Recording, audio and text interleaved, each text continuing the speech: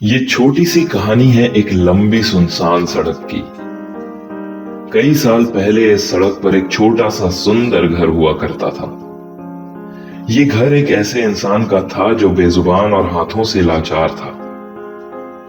इस लंबी सड़क पर सिर्फ उसी का घर था और उसे इसकी खूबसूरती पर बेहद नाज था।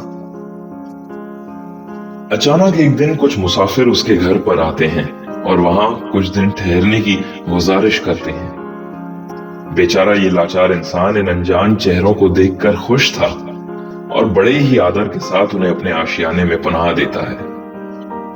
उसकी सेवा भाव का आलम तो ये था कि उन्हें राहत भरी नींद लेता देख उसके मन को काफी सुकून मिलता।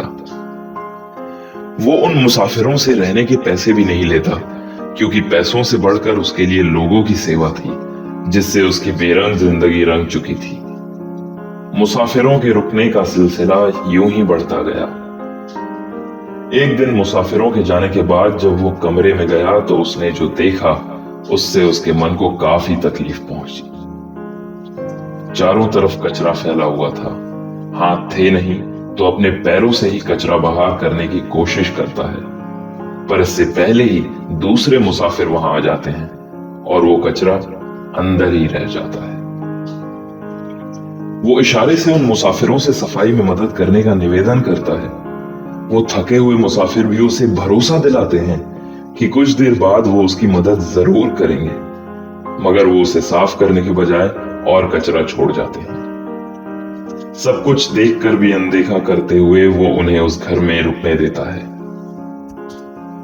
क्योंकि उसे उम्मीद है कि ये मेहमान न सही पर आने वाला मेहमान जरूर उसे साफ करेगा, मगर हर कोई उसकी उम्मीद तोड़ता चला जाता है। समय के साथ कचरा बढ़ता गया और गंदगी की वजह से मुसाफिरों का वहां रुकना कम होता गया। बढ़ते कचरे ने उसे इतना बेबस कर दिया कि अब उसे एक ही रास्ता सूझा। नौबत यह आ चुकी थी कि घर में कचरा नहीं, कचरे में घर था। अब वो खुद भी घर में नहीं रह पा रहा था। कचरा खा के वो इतना बीमार हो गया कि कड़कती धूप और ठंडी हवाओं में बस अपनी मौत का इंतजार कर रहा था। मुसाफिरों की लापरवाही और आलस से अब ना तो वो खूबसूरत घर बचा, ना ही उसका मालिक। अब वहां कुछ था तो बस एक लंबी सुनसान सड़क।